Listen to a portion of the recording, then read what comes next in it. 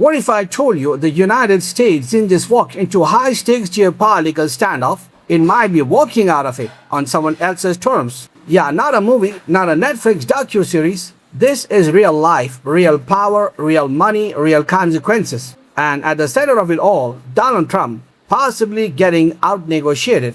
Let's break this down. For years, Trump has built his entire political brand on one idea. I'm the deal guy, the guy who writes the art of the deal, the guy who says we're gonna win so much, you'll get tired of winning. But here's the problem. Geopolitics is not real estate. You can't just slap your name on a skyscraper and call it diplomacy. And right now, reports suggest something unexpected. Trump might be ready to accept key Iranian demands. Let that sink in. The same demands that were earlier deal breakers are now back on the table. That's not just negotiation, that's a shift in leverage. So what exactly is happening? Reports indicate that there's a 3 to 5 day window, a critical moment where both sides might finalize a deal. Now in diplomacy, deadlines are like gym memberships. They exist, but nobody really sticks to them. But this one feels different. Why? Because both sides are under pressure. On one side, Iran. On the other, Trump facing domestic criticism, economic pressure, and global scrutiny. And when pressure builds, positions soften. Let's talk about the two biggest sticking points, the ones that could define this entire deal. Number one, sanctions. For years, Iran has been under heavy economic sanctions. That means limited access to global trade, restricted oil exports, economic isolation.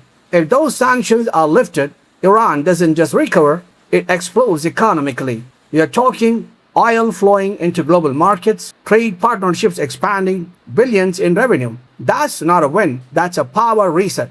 Number two, frozen assets. We're talking about roughly $100 billion in Iranian assets, frozen in international accounts. If that money gets released, that's like giving a country a massive economic stimulus overnight.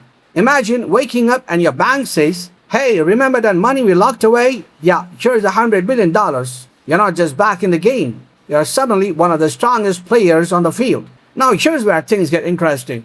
Traditionally, the US negotiates from a position of strength. But in this situation, it looks like Iran might be holding more cards. Think about it. Strategic control over key oil routes, strong regional alliances, willingness to escalate if needed. And most importantly, they are not desperate. That changes everything. Because in any negotiation, the person who needs the deal less usually wins. Now let's address something that doesn't make headlines as much, but matters a lot. Even during talks, tensions have exactly cooled off. There are reports of ship seizures and military signaling.